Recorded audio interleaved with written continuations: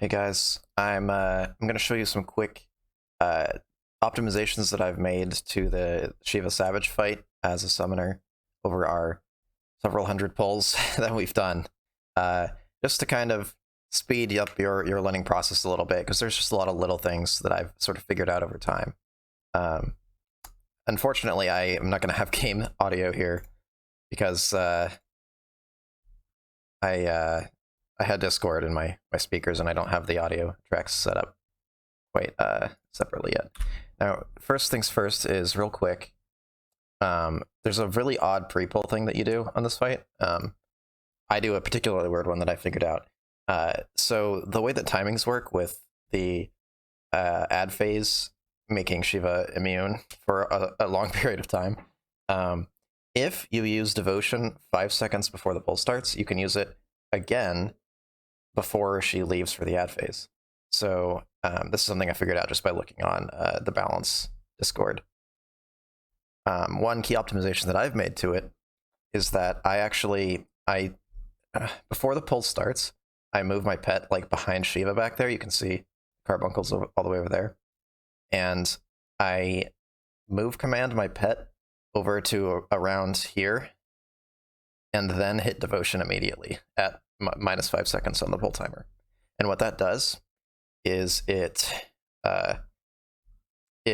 basically queues up Devotion on the carbuncle after it finishes moving.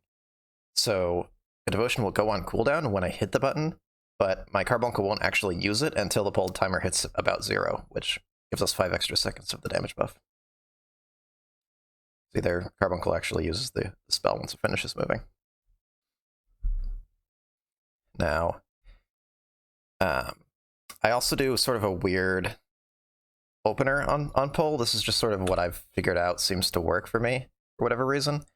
I actually use my potion on my second GCD and then late weaved Wyrm Trance after the potion, which is normally not something you're supposed to do because the potion takes up your whole weaving slot because it takes absolutely forever to use for some reason. But Wyrm Trance takes so little time to use that you end up barely clipping your GCD at all if you do this. You can see I barely clipped it there. And that's just sort of lines everything up in a bit so that I have Tried Disaster and Firebird Trance come off cooldown at the same time.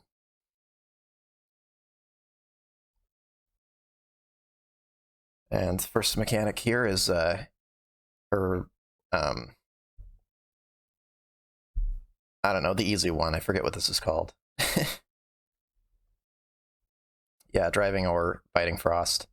The key thing that I figured out here to optimize is that I generally want to refresh dots halfway through this movement over to here, and that gives me the weaving space off of the biocast to get all the way over here, and then I still have an Eggy Assault up to make the rest of the motion to do the mirror mechanics.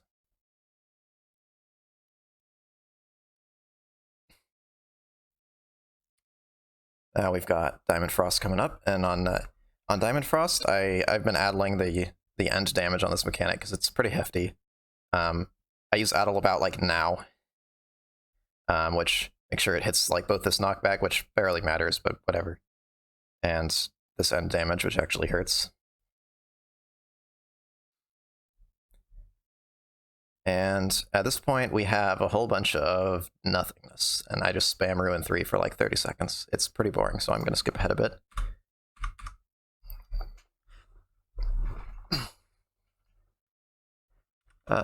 Skips too far. Let's see, the next mechanic is that she does the blind thing, and this one's pretty easy. I just make sure that I have Ruin 4 up and an Eggy Assault, and then I finish my cast. When she starts glowing, hit Ruin 4, turn around, hit an Eggy Assault, and turn back around. And the key optimization there is that you can use Eggy Assault when you're not looking at your target. Same with all other pet abilities. Alright, now we get into the worst mechanic of the fight, Light Rampant. In Light Rampant, you cross your fingers and hope that you have chains. If you don't have chains, like on this pull I didn't, this is our first kill. Unfortunately, I have Bahamut up here just because of the way the timings work out. You have to, with the way the opener works, you have to use your trances on cooldown as soon as they come up in order to get 5 uses on them instead of 4 in phase 1.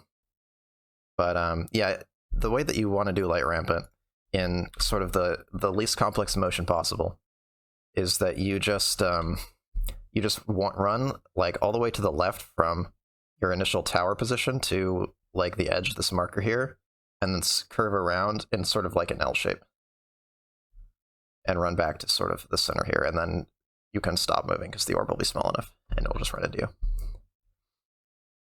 Sometimes you have to use like a Ruin 2 in there or something. I actually, on this pull, it looks like I used Swiftcast to refresh dots. I just hit bio and then Swiftcast Miasma, which is something you can do if you don't need the Swiftcast to res. We had done so many pulls at this point that I was confident we wouldn't need the res. Yeah, now here I got a Devotion off right before we had to split for the Scythe Kick and then into Firebird Trance, and I'm going to get just barely every cast off in Firebird Trance before she leaves. I also try to Addle that damage because why not? I'm not going to need it for a while. Alright, now we have Ad Phase. As you can see, I'm in the group on the east side, the right side. If you are on the left side, then you have a different set of ads, so this isn't necessarily going to apply to you, but maybe some of the advice can be helpful. Right before the ad spawn, I'd move my Carbuncle into the middle just to minimize its travel time, regardless of which direction it needs to go, and then try to swivel and tab target the Aqueous as soon as possible and send my pet over there. And here I just try Disaster the Aqueous, start setting up on him, Dreadworm Trance to try Disaster the other one, and I don't summon Bahamut immediately, and that's pretty critical to the way that I do this. You just sort of casually shoot these electrics. They shouldn't be a big issue because the second wave is not that threatening. And then we've got the third wave, which is the highest damage part, sort of.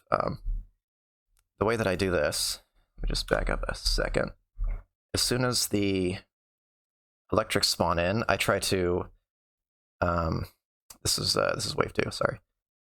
Okay, wave 3. As soon as the electrics spawn in, I try to tab one of them and immediately Ruin 4 and Akh Morn it, and that'll just blow up that ad. It just basically one-shots the ad. Summon Bahamut as they're spawning in. And then I'll just go and apply dots and start, you know, pew-pewing on this Aqueous here, and if the other electric needs help, I'll turn in. Focus some damage on that with like a Ruin 4, maybe Akh Morn if it's pretty high. And here there's the last Earthen. We got the interrupt off, so it's not very tanky, and I just try to get as many Eggy Assaults off on it as I can to build up Ruin 4 stacks. It's not a big deal if you don't, though, because honestly, I don't think it even matters with the way that I do my reopener here. And now we have a 3-hour-long cutscene where Shiva is molested by some kind of dragon, I think. Yeah, there we go. Phase 3. Alright, so you do you want to do a reopener here with your potion. You see that Devotion will be coming off cooldown at exactly the moment you want to use it, which is pretty convenient. Pause and check my notes real quick. Alright, so the annoying thing about this opener is that I am queuing up a lot of actions on my Eggy, and I want to go into Firebird Trance really quickly, and this often results in ghosting an ability, usually in Kindle, and that really sucks. So what I've been doing is I check for this little red dot here, which is the dot that Ifrit Eggy's in Kindle leaves.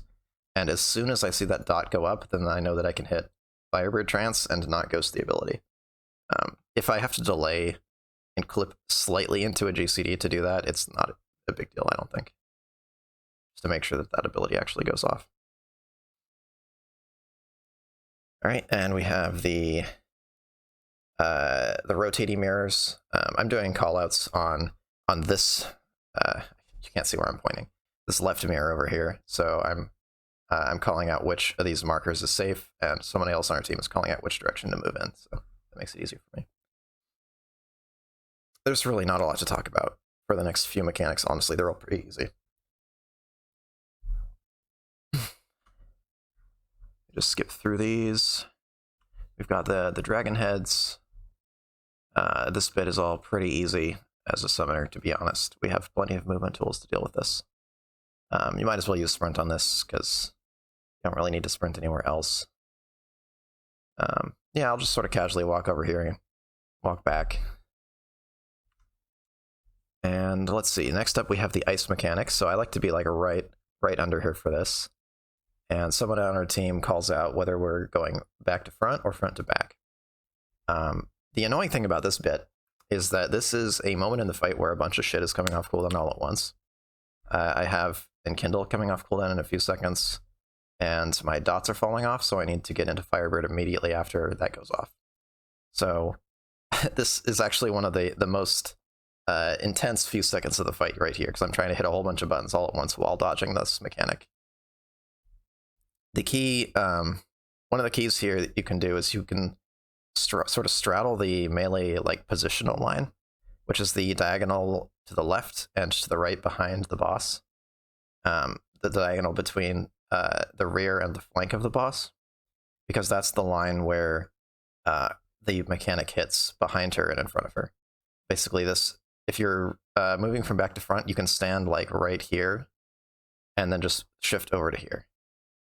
I tend to not do that. I tend to just run all the way through the boss just to be safe, and because that's what I'm used to doing. But that can minimize movement for you if you want to do it that way. The way that you do this as well is that you want to watch her cast bar, and you want to move as soon as the cast bar finishes. You can see I was a little late on that one, getting to the front of her, and I barely managed to dodge that mechanic. All right, we've got the space lasers. Just wait till their wings come out, split up. And next we've got knockbacks. And the knockback mirrors, I'm in the green portal group, which means I just run up and stand sort of close to the green portal, but not as close as the tank, and just wait there. The big key thing that I do for this mechanic, first of all, a pop sprint, because why not? It just helps you get in position a little bit faster. Secondly, I actually think I forget to try Disaster here before I do it, but I pop Wyrm Trance during this movement, and that allows me to keep spamming Ruin 3s without being interrupted. But I don't use Devotion or Bahamut until we are all back in position here, and then I try to position the pet on top of us, and then hit Devotion and Bahamut, and go into Bahamut here. Alright, next we have the turn away mechanic with all the mirrors. And this one's really not that hard. You just have to time this first this first blind like the earlier blind in the fight. They're identical. So just use the timing that you've gotten used to from that to sort of use an instant turn away, turn back. And from there you can watch the cast bars on the right. Well, not necessarily on the right in your setup, but mine are on the right. Watch the cast bars of the mirrors to tell when you need to turn away for the other blinds. So like here, when the cast bar finishes, I'll turn away, go back to shooting her. Cast bar is about to finish, so I turn away, go back to shooting her. And it's nice here to have some Mega Assaults that you can use while you're not facing her as well. Pretty nice. We've got the Axe and Scythe Kick style dances. I just run all the way out and wait for them to finish. You probably want to sprint up there if you used it earlier for Knockback Mirrors. There's one downside to doing that. Alright, here we have space lasers into the Akh Morns. Not too much to talk about here. I've got Phoenix up for it, thankfully, so the movement is really easy. And I like to Addle this as well, because this can hit pretty hard. You just sort of wait for the Akh Morns to start, and use Addle pretty much immediately.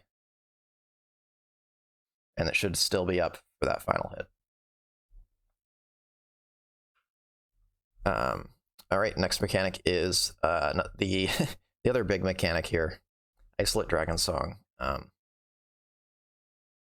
And this one I find a bit easier than Light Rampant, just because you do the same thing every time. One key here is, I used to worry about standing in range of healers to get dispelled, but the healers are actually frozen close to the center. So you can see I'm in range of both of the healers at all times. So you don't have to worry about that. You can just run out all the way to the edge immediately.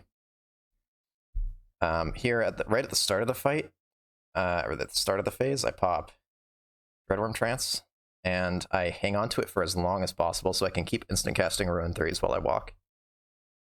And unfortunately, I basically have to pop a Bahamut here while I still have a bit of movement left, but it's not a huge deal. If I need to use Swift Cast here for some extra damage, I can do that. I kind of flood this one a bit, and I have to use some Ruin 2s on this pull. All right, we've got the two ice mechanics here. I don't know why there's two of them. It's a little bit silly, but you know, there you go. So you just DPS her for a while. Devotion should be coming up pretty soon, so you just want to make sure that you actually wait for the carbuncle to be in range of everyone before you devotion here. So we scoot across. I call the carbuncle back to myself. Wait a second, and then tell it to attack Shiva again and hit devotion. So make sure it actually goes off on everyone.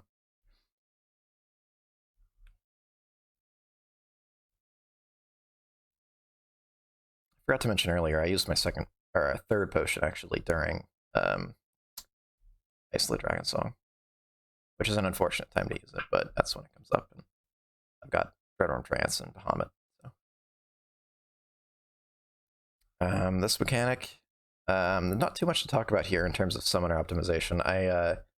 We have two casters, so I addle the first set of Akh Morns into Morn Afah, and our other caster addles the last set, and we use an immunity for the second set. I like to count the Akh Morns on the second round, because that's when DPS have to time when they're leaving. You count up to 6, and then the red DPS run out and come back, and then you'll stack in the middle, and then the blue DPS go out and grab their petals.